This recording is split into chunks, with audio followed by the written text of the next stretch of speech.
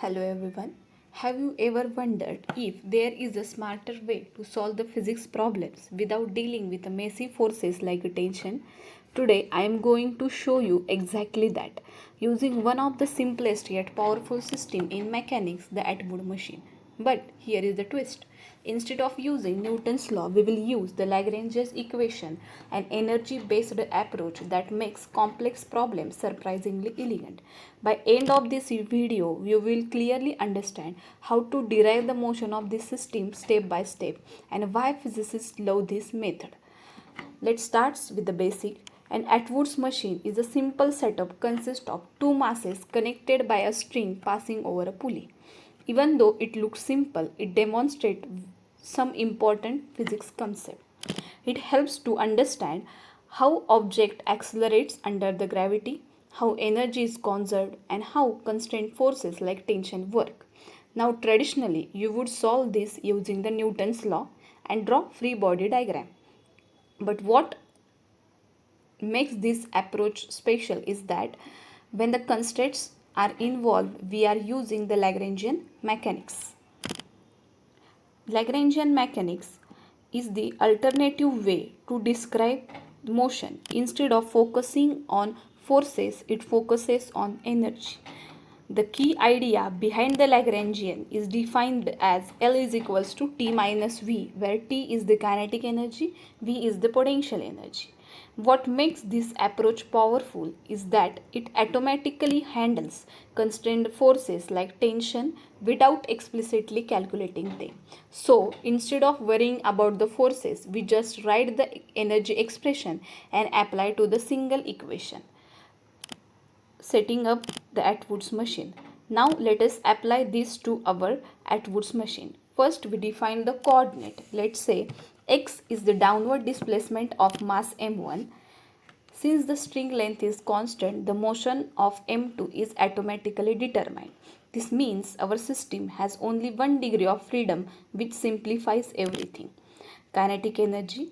Both masses are moving with the same speed. So the total kinetic energy is T is equals to half m1 plus m2 x dot square, where x dot is the velocity. Potential energy.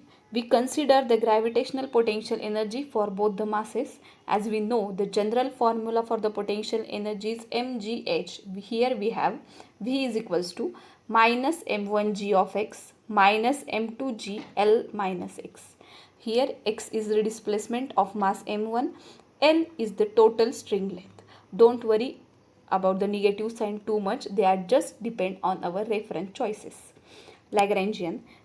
Now we combine everything to find the Lagrangian, and we have L is equals to T minus V. So L is equals to half m1 plus m2 x dot square minus of minus m1 gx minus m2 gl minus x. Now the real magic begins. The core equation of Lagrangian mechanics is d by dt of dou L by dou x dot minus dou L by dou x is equals to 0. Applying this equation to our system, Lagrangian systematically describe the acceleration without explicitly calculating the constraint forces. To solve this, we will use the following step. Step 1 is the partial derivative with respect to velocity. First, we differentiate L with respect to velocity. So, we have dou L by dou x dot is equals to m1 plus m2 x dot. Step 2 is the time derivative. Now, take the time derivative with respect. We will have d by dt of dou L by dou x dot, which is equals to m1 plus m2 x double dot, where x double dot is the acceleration. Step 3, partial derivative with respect to position. Next, differentiate with respect to position, and we have dou L by dou x is equals to m1 minus m2 into g. Step 4, substitute into the Lagrange's equation, and we will have m1 plus m2 x double dot minus m1 minus m2 into g is equals to 0. Final result and interpretation. Further calculating the above equation, we will have the equation for the acceleration as x double dot is equals to m1 minus m2 divided by m1 plus m2 into g. This is the final equation of motion for the Atwood machine. Let us understand what this means. If m1 is equals to m2, the acceleration is 0 and the system is balanced. If m1 is greater than m2, m1 moves downwards. If m2 is greater than m1, motion reverses. So, the motion depends only on the difference in masses, not on the individual values. Why this method is powerful? Now, here is the best part.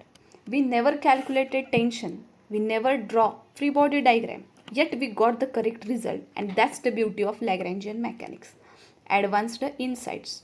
This method also works for the complex systems like pulleys with masses, string with the weights, system with multiple constraints. Even advanced physics like quantum mechanics uses this